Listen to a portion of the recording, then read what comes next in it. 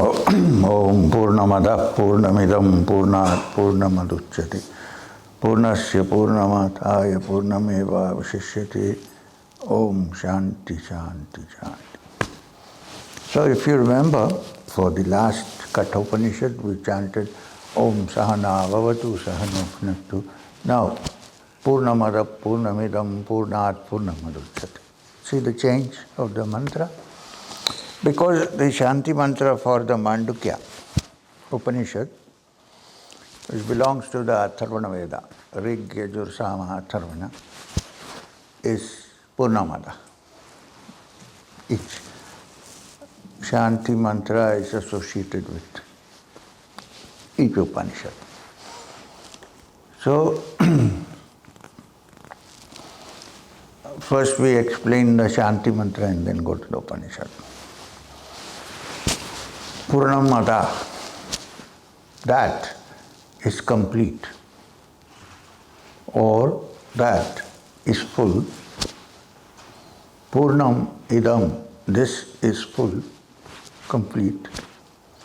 Purnat purnamaduchyate, from that completeness came this completeness. Purnasya purnamataya, even after it has come from there, Purnameva shishyate, it remains complete, not become reduced. Means, the Upanishad declares that the origin of everything, from the Upanishadic point of view, it's not a creation but a manifestation. Which means they are periodical manifestation of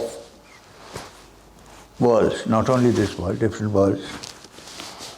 And then after a time, after a manvantara, many yugas make a manvantara. After a which is a very long time, millions of years. The manvantara ends, and then all that was manifested goes back into the unmanifest. And then again the cycle moves. So it's a manifestation and going back to the unmanifested. This is the cycle that goes on. So anything that is manifested at some point or the other goes back to the unmanifest. This world, we, you, everybody. Which is why you see ruins of old civilizations. They have gone back, finished. So will happen to us after some time. Now, but there are many years according to the calculations. Nothing to worry. So,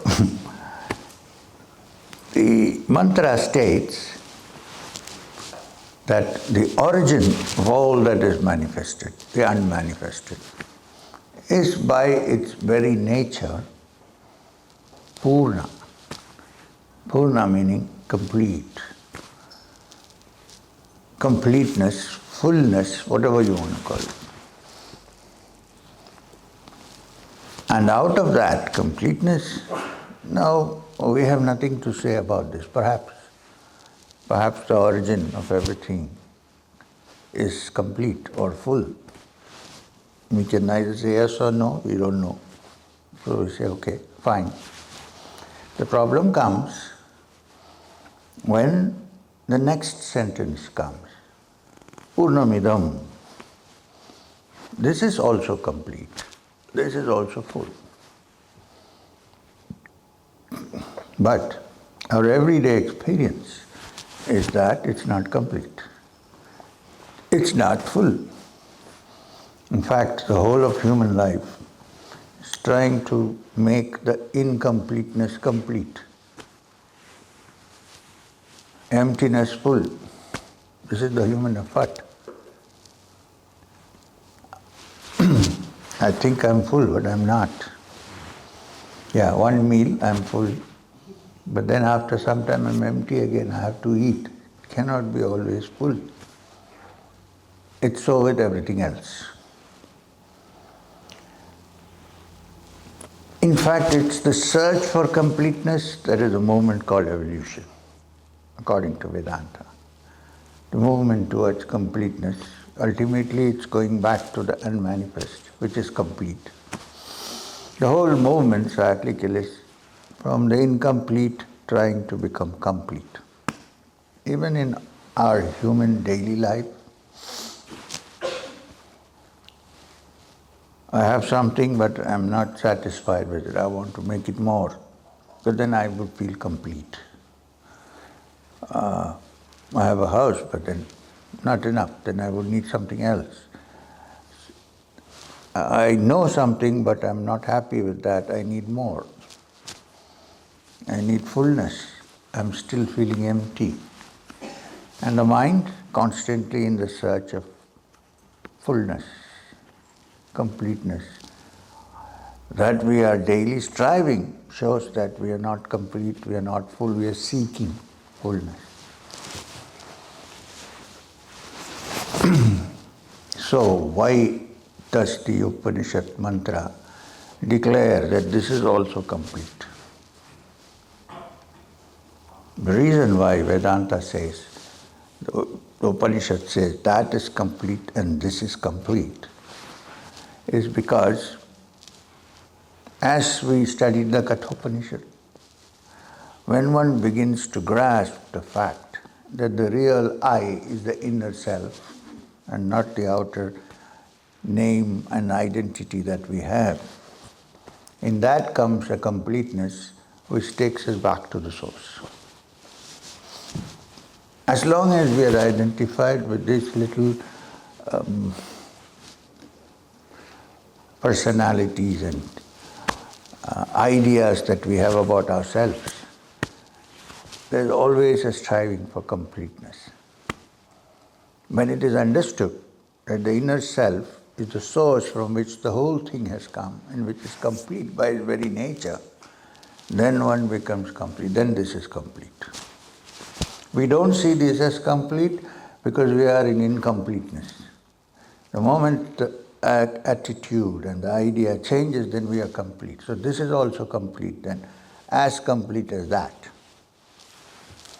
Now to show that it is not a material substance, but something else, the idea is Purnat Purnamaduchyate. This completeness has come from that completeness. So it cannot be a physical reality, because the physical reality, if you have a glass of water and you want to pour it into another glass, it becomes less in this. It doesn't remain the same. So we are talking not about material, but something that is beyond material, beyond definitions, beyond our narrow definitions. So when this has come out of that, that always stays complete. It doesn't become less. This is the mantra. And the Upanishad is the Mandukya. And it belongs to the Atharva Veda, the last Veda. We discussed yesterday. Every Upanishad is attached to some Veda or the other. This Upanishad deals with the significance of what is Om, while dividing Om into its three parts, A, U and Ma, Om. It discusses the significance of what Om is. Now, we came across this Om in the Kathopanishad. That was Om as pure sound. Here, Om, the meaning of what Om conveys in a philosophical and psychological aspect comes in this Upanishad. Now, normally, the sound, the word, syllable Om, as I discussed yesterday, represents the beginning, the middle, and the end of everything. This entire cycle of existence, the entire creation preservation, and the ending. When you say ending, it actually means regeneration. Because the old is removed and the new comes in. If the old doesn't move, there's not even space for the new to come in. So when you say end, it means regeneration. The old is gone and the new comes. Something is manifested, it lives for some time, goes on for some time, then gets destroyed, regenerates, comes back. This is the cycle. So the usual interpretation of Om in 3 syllables is A for creation. The Sankhya and the Vedanta would not use the word creation, would rather say manifestation. And from this manifestation, what has been manifested stays for some time. Earthly time, what we call time.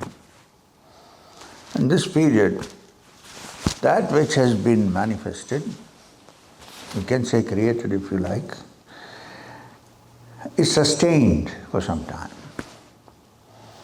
So A being a basic sound, akshara, basic sound which anybody can utter. Even a baby can say ah. And even a dumb person can say ah. Ah is the basic sound. Most of the world languages start with a, the sound of a, although the name of the alphabet might differ. Sanskrit it is akshara. In Hebrew and the other languages in the East it is alif. But the sound is a. A. So this is the sound, and it's the basic sound. Everything else is modified out of this. And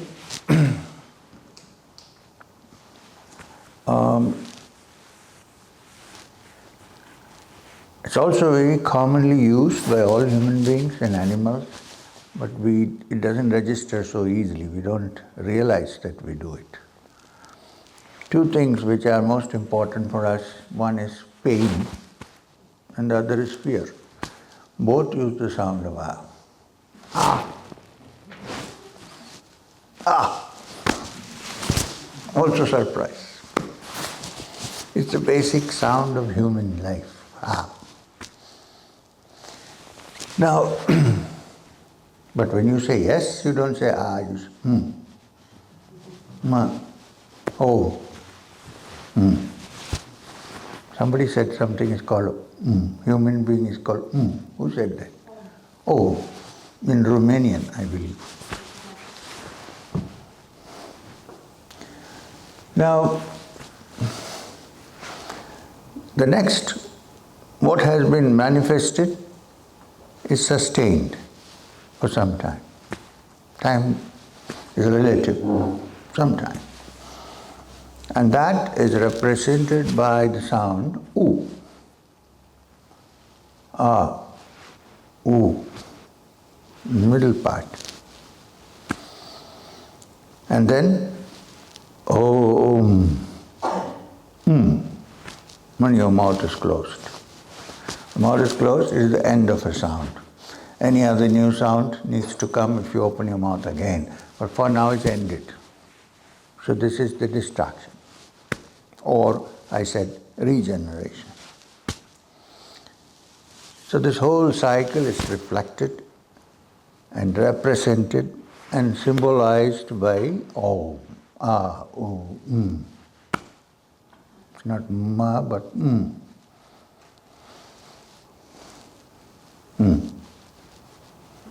Yes.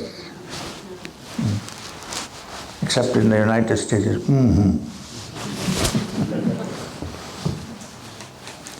So this is the usual explanation of Om. But here, in this Upanishad called the Mandukya, Om is explained and interpreted as something else.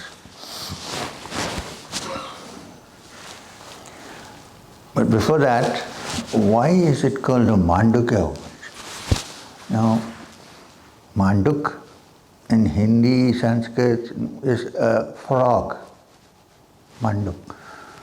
So was there a rishi called a frog rishi who wrote it, who taught it? Or is there something else to it? Manduk. Yeah. Now, nobody has given a proper explanation for this, neither in the commentaries nor anywhere, except that you will find in the Chandogya Upanishad, a longer Upanishad, frogs singing the Upanishads. In the night when the rain comes, they all sit together and they sing the Om, like the croaking of the frogs in the rainy season. Beyond that, no reference has been given. Why it's called the Frog Upanishad, Mandukya. So having searched for in many commentaries, and somebody even said there was a rishi called Manduk. I kind of refused to accept it, but anyway. So one day I was sitting with my master, Maheswarnath Babaji, when he was in a good mood. So I had to be careful. Sometimes if I say, why? He says, shut up. So I find him in a good mood. You're not like me, huh? Write 100 questions and I say, okay. So I asked him and he said, well, there are two reasons that I see why it could be. One is, no matter where or which source or from where it comes, truth is truth, even if it comes from a frog.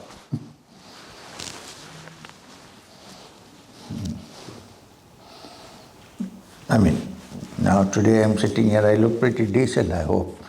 So you're all listening, what if I look like a frog? It doesn't matter what the source is, the wisdom that comes is more important. Or not me, I'm talking about nobody. Is more important. So that's one reason why Manduk has been put there. The second, he said, which is true, that a frog is one creature that undergoes visible metamorphosis. It's first a little tadpole, with a little tail going around in the water. Can't come on the ground. And then it drops its tail. But he gave me a nice example. In the traditional context, the student who goes to learn usually grows his hair and ties it up. You said like the tadpole's tail. And then when he takes sannyas, it's cut off and thrown away. So, he said, in the same way, and then the tadpole who could live only in water, now begins to live both on land and water. It can live now, it becomes an amphibian. Which means a person who has understood this teaching can live on earth and also be in water, not physically. Can operate from both planes, that's what it means. So he said, I don't know, so he said, and I'm also repeating what the Upanishads say, iti shushrama purvesham, so said the ancients. Nobody wants to attach a byline, I said this. So let's look at this.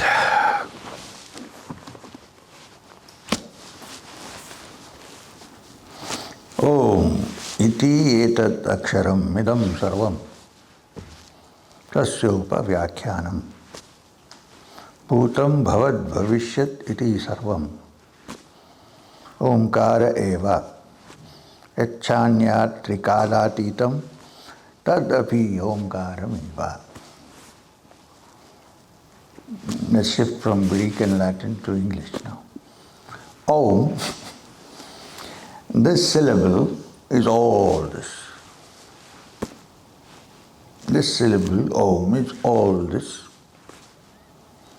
The explanation is as follows.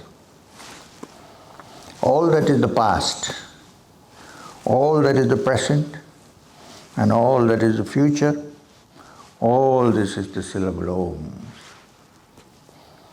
And whatever else there is beyond the threefold time of past, present, and future, that too is only the syllable Om. This is how it starts. And this Om is verily the Supreme Brahman. Sarvam hi etad Brahma. Ayam Atma Brahma. This self is Brahman. And it has four parts. So Ayam Atma Chatuspat. This has four parts. So,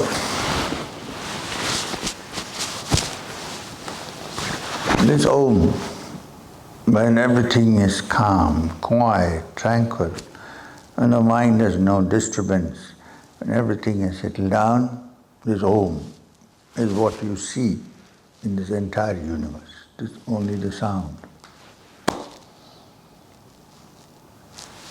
In the beginning there is only sound. The beginning was the word. Now from there modifications begin. So this sound is both the past, the present and the future, meaning whatever you see or I see as the past, whatever I see as the future do not really exist. Only the present exists. And this present is the Om. Why? Because the past does not exist except in monuments.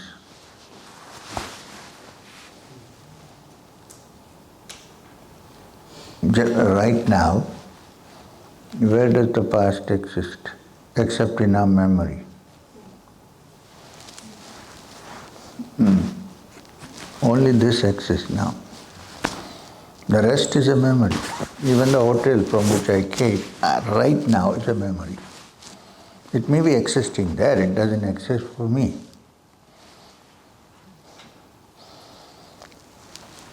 So, the past is not a reality, it is something that remember, it's part of memory. Yeah, if you say, when I go back, is the hotel still there? Yes, but then only the hotel is there. This hall is not there.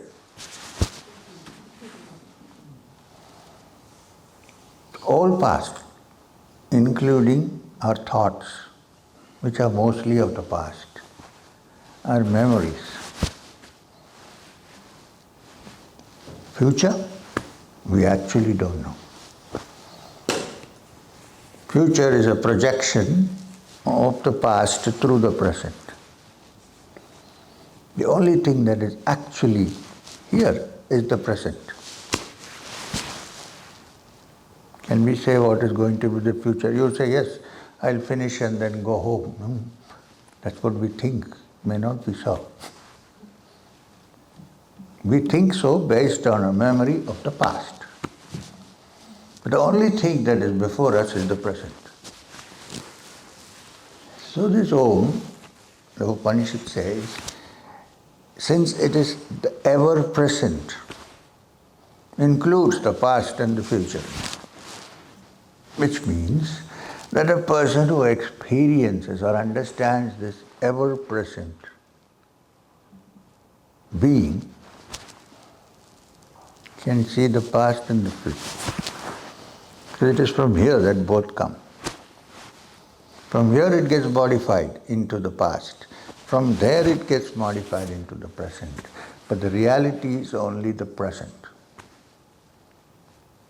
As now. Now this is the only reality we have at the moment.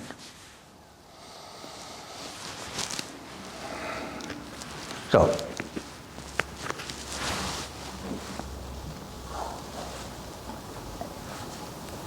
that present, that the sound, which is the present. So, is there a chance of touching it, or being with it, or realizing it is so? Yes. Forget the past, because it really doesn't exist except in our memory. Don't project the future, sit as it is.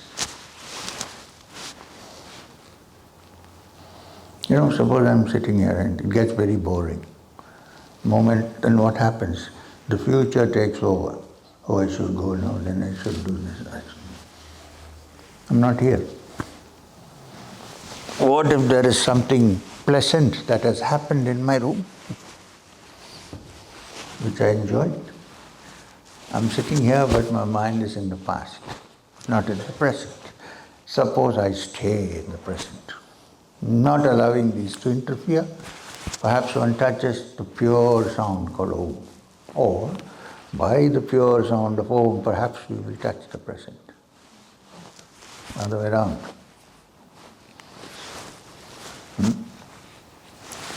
Having said that, the Upanishad then says that this Om has 4 parts, starting with the sound of A.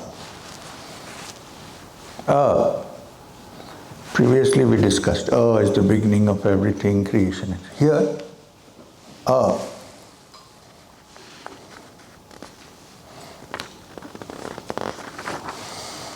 The first quarter of Om is the waking state of consciousness, which we all experience. We are all awake, right, at the moment? So, the waking state of consciousness, which is common to all living beings, all human beings also, of course. We don't have to explain what is the waking state, right? We know. At least we think we know.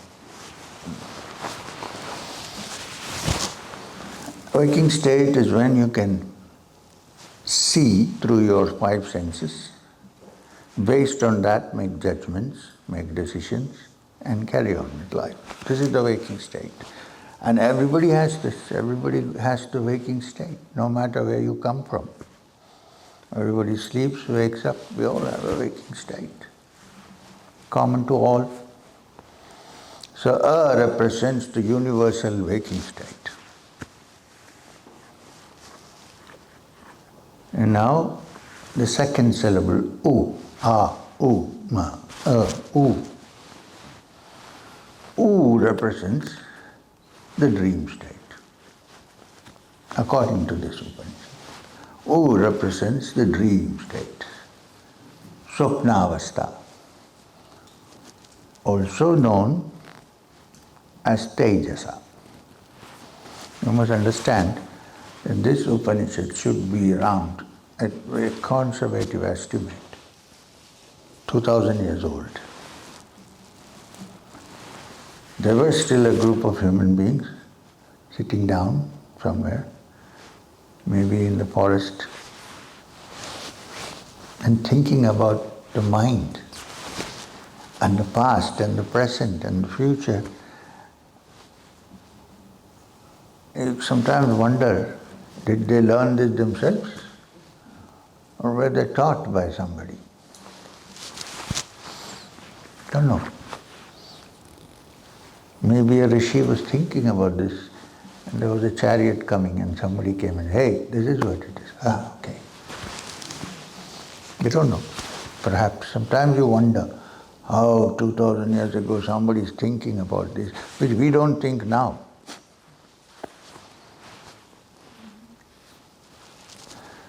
So the U represents the dream state. Now this dream state, which is common to all, is not as simple as the waking state. It needs a little bit of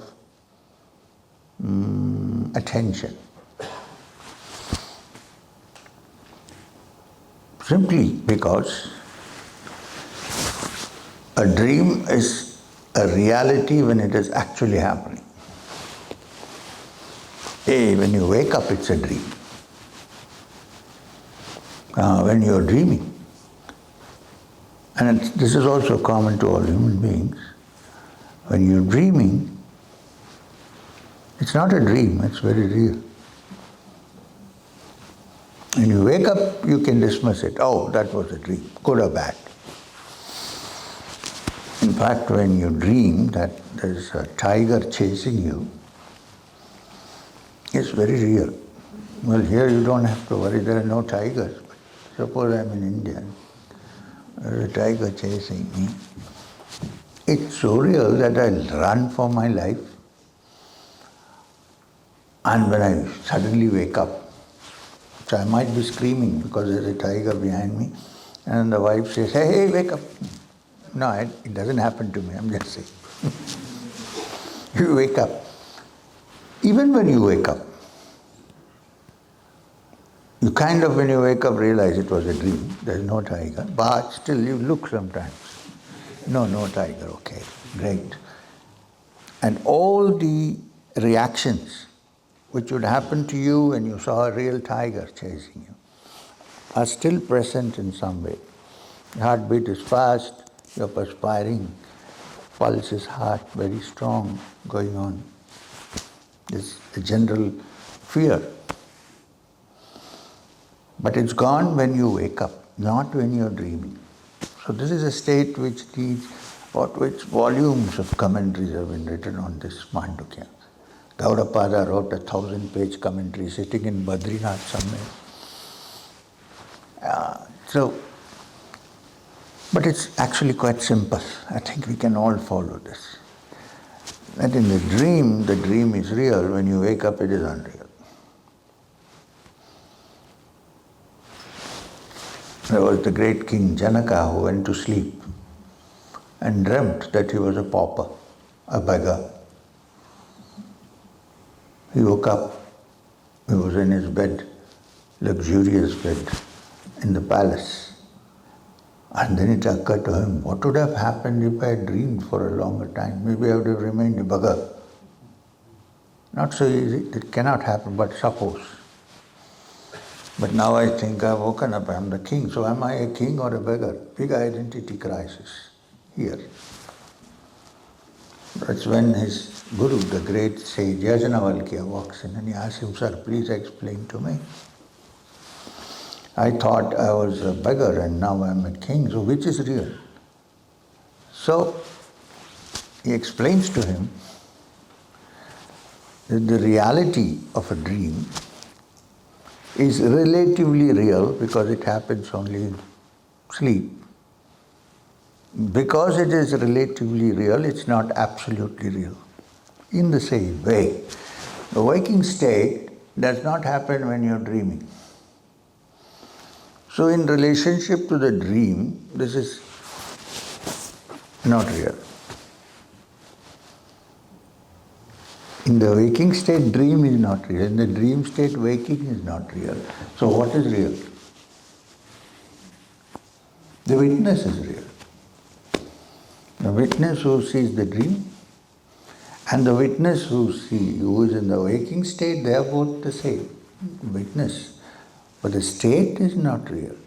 Why not real? Because it is only relatively real and therefore not absolutely real. You can do many things in a dream. So the conclusion that is drawn from this also is, like in a dream, if you tell somebody that you're dreaming, you say, shut up. And now we are awake, and if somebody tells us that you're dreaming, what will you say? Shut up. So, the conclusion is, who knows? Maybe this is a long stretching dream from which you wake up one day and say, God, what was I doing?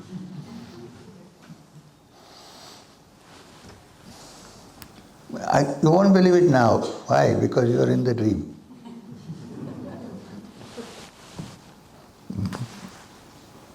Maybe there is a state when one wakes up from this, which the sages call moksha. If this happens, and when it happens, then this becomes also like a dream. Maybe. We don't know.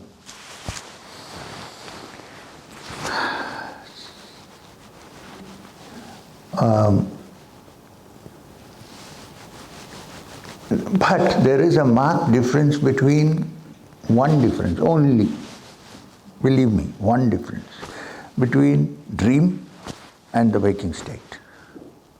Oh, I forgot to tell you. Waking state, the dream state, the Upanishad calls swapna. It also calls it tejasa, which means self-illumined. So when you sleep, your eyes are closed, everything is dark, but you see the dream in full light, so it's self-effulgent, tejasa.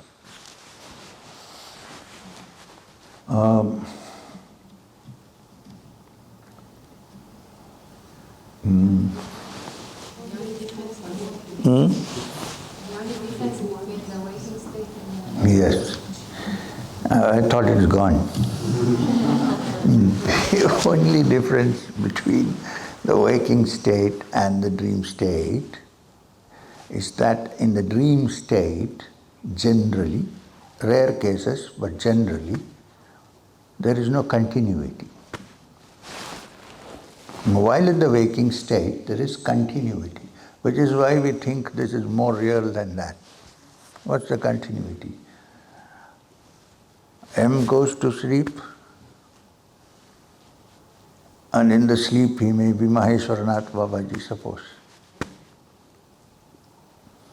I wish it happens, it never happened, suppose. And then I wake up. I'm still the same. Okay, next day I go to sleep. I dream. I dream that I am Federico. I'm living in Barcelona, enjoying. Then I wake up, I'm still this guy living in Madanapalli. While if he dreams that he is M and is thrilled about it, when he wakes up, he's still Federico. This difference is there. There is no continuity. If there were also continuity in a dream, we would have loved it more than the waking state. But the fact remains that both are relative. And because they are not absolutely real, because they keep changing, they are considered as relatively real and therefore not absolutely real. Okay, so that is U. U. Then there is Om. Now this Om is what we normally do. Oh, deep sleep. Now this deep sleep is interesting, also common to all human beings, right? Very interesting, because in this state, we don't have any external perception. And we are not dreaming, so we don't have any internal perception. There is no external perception. There is no internal perception. There seems to be a deadlock somewhere. You don't even know who you are and where you are. That's why it's so rejuvenating. The moment I identify with who I am, there is no rejuvenation. There's only trouble. Here, you've forgotten everything. Oh, I walked into this marriage function, nobody recognized me, oh, terrible pain. Who? I always think that's so nice, you can go to a corner, eat well and get out before anybody sees. No, but it's an ego problem. So, why? Because I know who I am, they don't know, okay? But in deep sleep, nothing exists. The boss and the person who works for the boss, both are sleeping. In deep sleep, they are all equal. Perhaps the hard-working guy sleeps better than this guy because he's... So deep sleep is a place where you know nothing, there is no perception, but it is complete rest. And it is blissful. How do you know? In deep sleep you are not aware of inside or outside, so how do you know it's blissful? Because when you wake up, you have a memory of having a blissful sleep. Oh, that was so blissful. Which is why many times we don't want to wake up. The maximum medicine sold in the world is to get sleep. Nowadays also to become younger. So, in deep sleep, everything has ended. It's like a rehearsal for the final sleep. Every day we rehearse. We wake up, the new world is before us. And because everything has ended, there is complete rest and it is blissful. And when we wake up, we remember, oh, that was a blissful... Actually, can you give me 15 more minutes? How many times have we switched off our alarms and gone back to sleep? Because there is nothing better. No enemies, no friends, no nobody.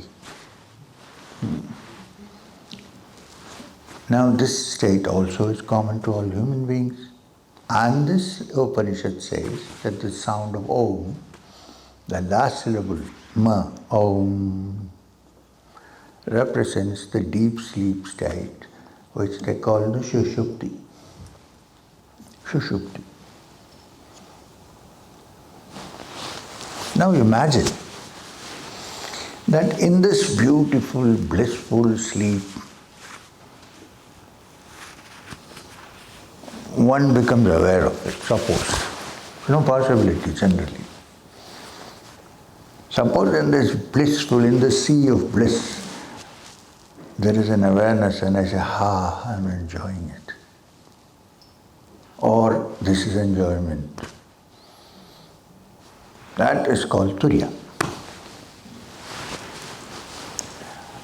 Turiya is when all the parameters are like deep sleep, but there is also awareness of it. We generally have only the memory of it. Instantly aware of it.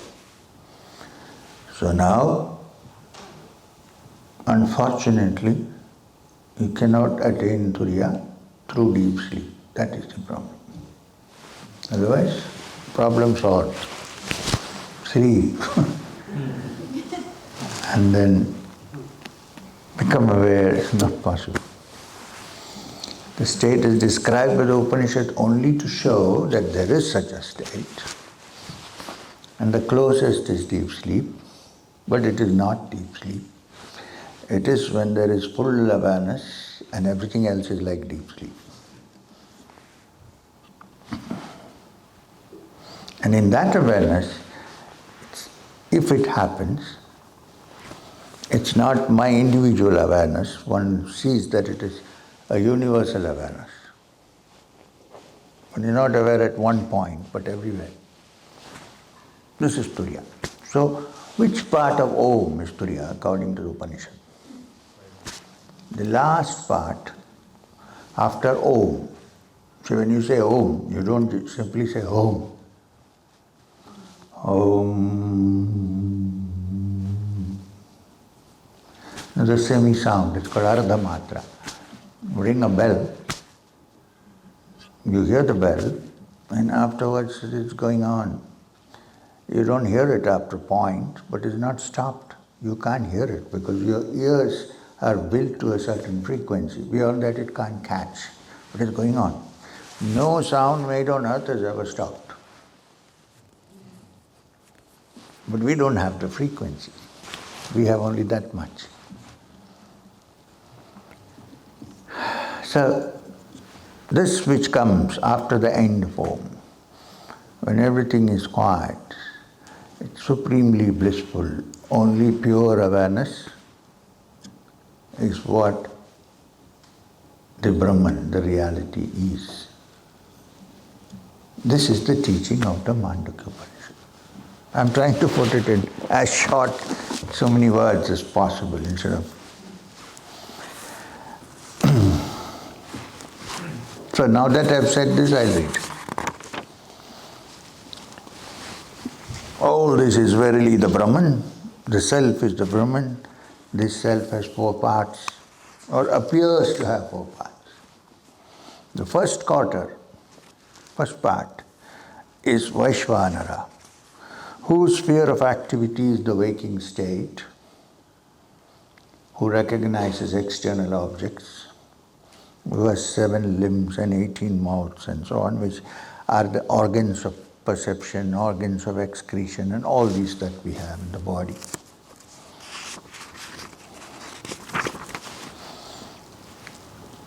The next is Tejasa, Swapna, Swapnasthano Antaprajnaha, whose sphere of activity is the dream state, who cognizes internal objects, and so on, enjoys and experiences the subtle objects. This is the dream state. Then the Om, where one, being fast asleep, does not desire any desire whatsoever, does not see any dream whatsoever. This is the deep sleep. This third quarter is called Prajna, whose sphere of activity is a state of deep sleep, who has become one, who is verily a mass of cognition, who is full of bliss, who enjoys bliss, and whose face is thought, which means in deep sleep there is no thought of any kind. When you wake up from sleep, the first thing that registers is me. I'm awake. That is the first thought that appears. That is the face of the waking state. First I, then I see you, and then the whole world comes into being.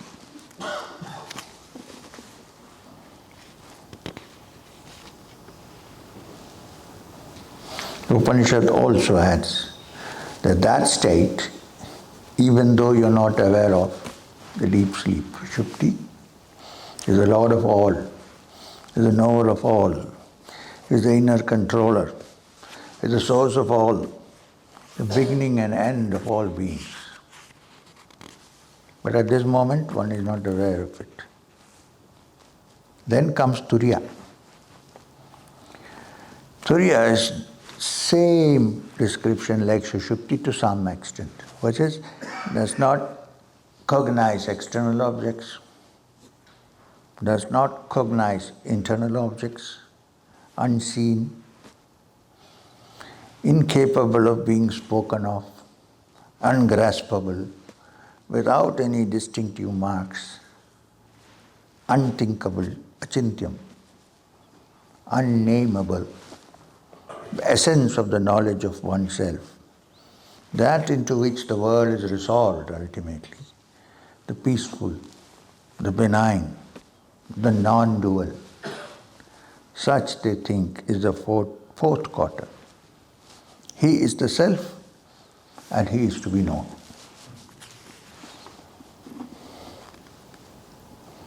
This is the self, which is of the nature of the syllable Om. In regard to its elements, the parts are A, U, and Ma. Again it is repeated. When it is over, the 12th sloka is over. The 12th sloka, it has only 12 altogether, the shortest of the Upanishads.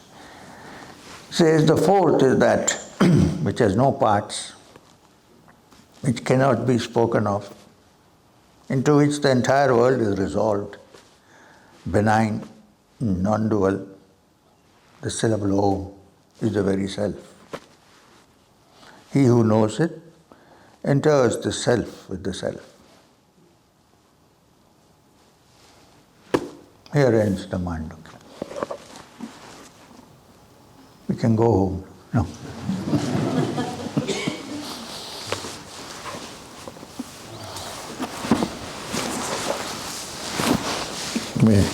What am I looking for? Oh.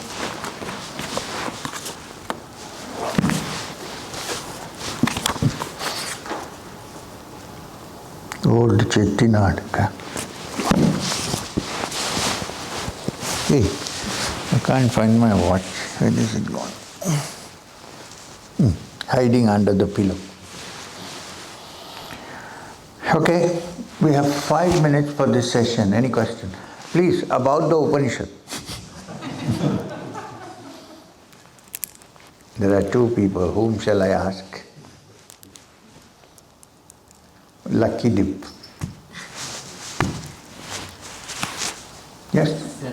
My question is from the Autobiography. Oh, I was asking her. Please. So, I have a question about the waking state. Even in a dream, we have a waking state. Do you? We can dream in dream. Sometimes, not always. Not always.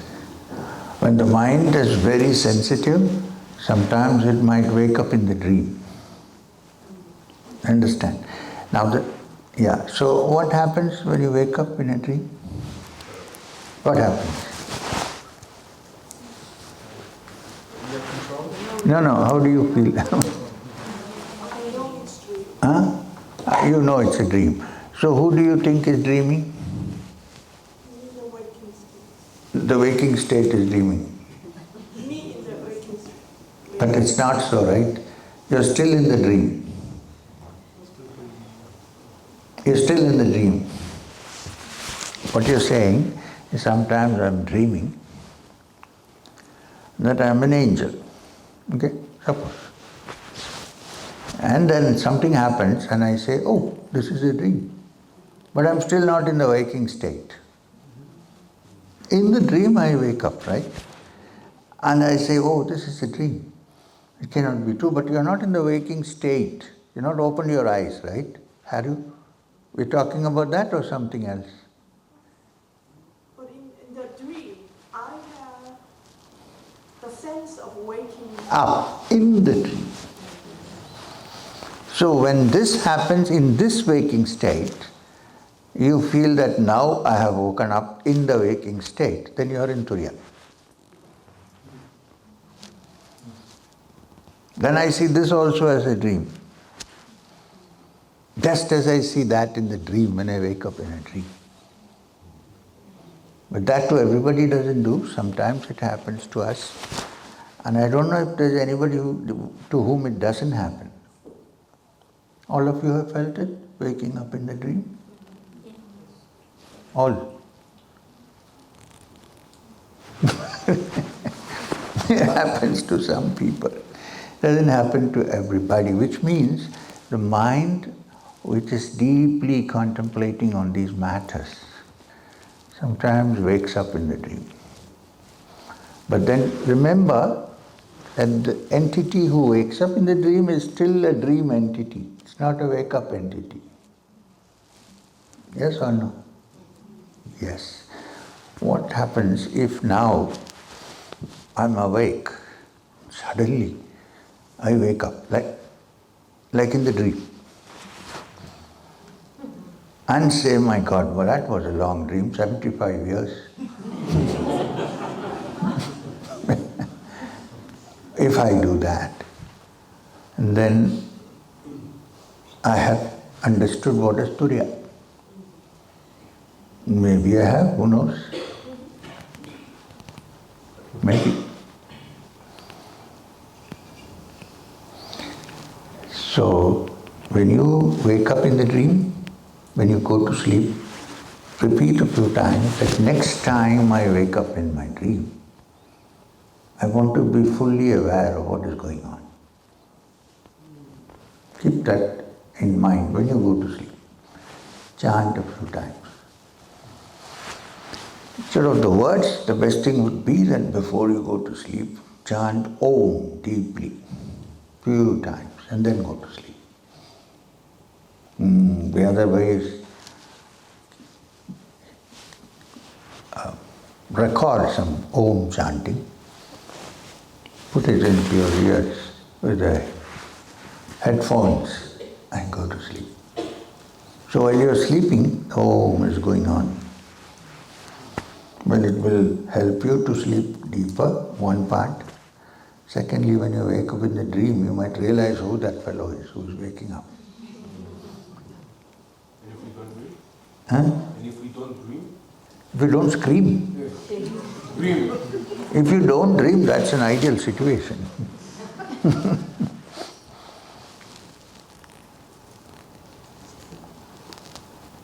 Does thought exist in this? Yes, you are dreaming, so there is thoughts in some way. In this wake-up dream state? Now, here, yes, that's a good question. In the juncture between waking up and sleep, there is one position, difficult to pinpoint exactly, when there is no thought as we know it. Thought as we know it, with past, present and future and so on. Otherwise every thought has that. There's pure awareness, which you might call thought if you like. But the thing is, you can't hold on to it for long. After some time again it will go to either this state or to that state.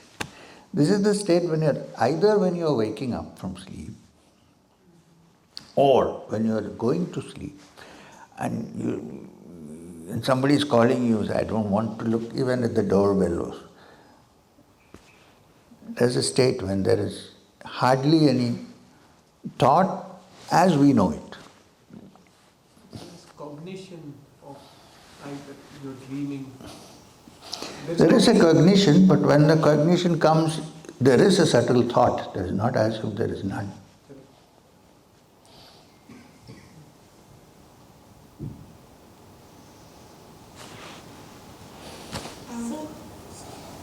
Does the state of Shunya has a relation to being completely present and absorbed in the moment?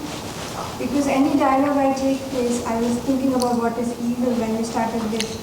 It comes down to everything is supposed to be, everything is as it is supposed to be, and all you can do is be in the present. Mm-hmm. And that. But is it possible? It's very difficult. It is difficult. If there is a situation like that, it's ideal. If there is no situation like that, we can only pray. Okay. We need waking state now.